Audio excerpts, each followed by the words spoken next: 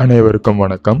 இன்றைக்கி நம்ம பார்க்க போகிற பதிவு, வீட்டில் நம்ம கோலம் போடுறது, துணியெல்லாம் மடித்து வைக்கிறது, இதெல்லாம் எந்த அளவுக்கு ஒரு சயின்டிஃபிக்கான ஒரு தன்மையில் இருக்குது அப்படிங்கிறத பார்க்க போகிறோம். அதுக்கு நம்ம ஒரு எளிமையான கோலத்தை நம்ம பார்க்கலாம்.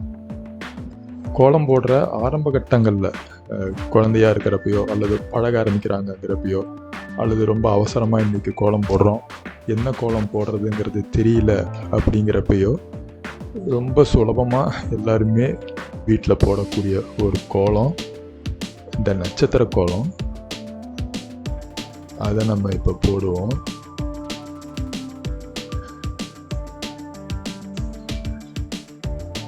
ரொம்ப எளிமையான கோலம், ரொம்ப சுலபமாக யாருமே போடக்கூடிய கோலம், ரொம்ப சீக்கிரமாகவும் போட்ட முடியும். இந்த நட்சத்திரம் போட்டு நடுவில் புள்ளி, அதுக்கு ஒரு வட்டம், இது எல்லாம் சேர்த்தி தான் அந்த கோலம் போடுவோம். இப்போ இந்த கோலம் போட்டுட்டோம். இந்த கோலத்தினுடைய பலன் என்ன அப்படிங்கிறத பார்க்கணும். அப்படின்னா இந்த கோலம் போட்டுட்டோம். இந்த கோலத்துக்கு மேலே நான் இந்த ருத்ராட்சத்தை பிடிக்கிறேன்.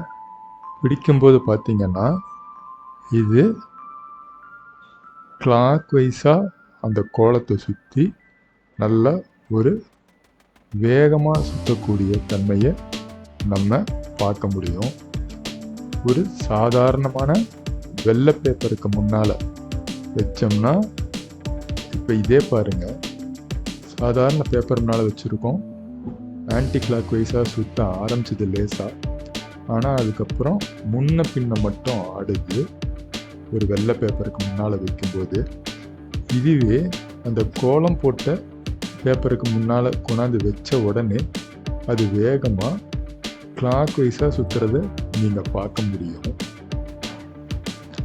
அதே கோலத்தில் நம்ம கோலம் நேர்த்தியாக இல்லாமல், இப்போது அது ரொம்ப நடக்கக்கூடிய தடத்துலேயே இருக்குது, யாருடைய காலடியும் உடனே பட்டு அந்த கோலம் களையிறதுக்கான வாய்ப்பு இருக்குது அப்படின்னா, அந்த களைஞ்ச கோலங்கிறது இப்படி இருக்கும். அதே களைஞ்ச கோலத்துக்கு நேராக அந்த ருத்ராட்சத்தை நம்ம பிடிக்கலாம்.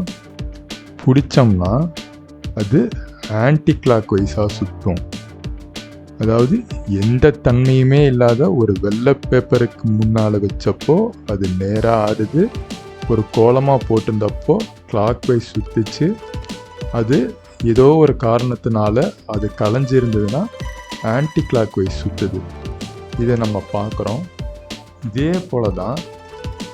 போல தான் நீங்கள் என்ன பண்ண முடியும் அப்படின்னா, ஒரு பூஜைக்கு வைக்கிற பூ பாருங்கள். இந்த பூவும் விதவிதமான பூ வச்சு பாருங்கள். மல்லிகைப்பூ முழுசாக மலர்ந்தது, அல்லது மலராமல் மொக்கு இருக்கிறது, மலர்ந்து 2 நாள் ஆனது, அதே மாதிரி காஞ்சு போனது, இது மாதிரி நம்ம விதவிதமாக பார்க்க முடியும். இதே இப்போ நம்ம அந்த கோலத்தை வச்சு பார்த்தது, ருத்ராட்சத்தை பார்த்த மாதிரியே வேறு சில மாலைகளை வச்சும் நீங்கள் பார்க்க முடியும். குறிப்பாக நீங்கள் நல்லா அப்போ மலர்ந்த ஒரு பூவை வச்சுமே நீங்கள் பார்க்க முடியும், பூவினுடைய இது வச்சும். அதனால தான் ஒரு சுலபமாக தினமுமே பெண்கள் பூ சூடி எங்கேயுமே போக வர்றதை பார்க்க முடியும். உண்மையில் முதல்லலாம் பார்த்தீங்கன்னா பெண்கள் மட்டும் இல்லை, ஆண்களும் பூ சூடுறதுங்கிறத விட மாலையாக போட்டு இருப்பாங்க. யாருமே மாலையாக போடுறதுங்கிறது நம்மளுடைய பழக்கம். இன்றைக்குமே ஏதோ ஒரு சபையில் யாரையோ கூப்பிட்றோம் அப்படின்னா சபையினுடைய மரியாதையாக மட்டுமே மாலை அணிவிக்கிறத பார்க்குறோம். ஆனால் பொதுவாகவே எல்லாருமே மாலை போட்டு இருக்கிறதுங்கிறது நமக்கான ஒரு இதில் பார்த்துருக்கோம். ஒரு பூஜையில் இருக்கும்போது ஒரு தீர்த்தத்துக்கு போகிறாங்க அப்படிங்கிறப்பெல்லாம் பார்த்தோம்னா நம்ம அது ரொம்ப சாதாரணமாக பார்க்க முடியும். அந்த தீர்த்தத்தில் கலந்துக்கிறவங்க எல்லாருமே மாலை போட்டிருப்பாங்க. அந்த தீர்த்தம் எடுத்துகிட்டு வர குடத்தில் போடுவாங்க. அப்படி ஒரு சாதாரணமாக இதுபோல் ஒரு பூவை வைக்கிறது மூலயமா, ஒரு கோலத்தை வைக்கிறது மூலயமாவே அந்த இடத்த நம்ம ரொம்ப எளிமையாக ஒரு பூஜைக்கு உகந்த இடமா மாற்ற முடியும்.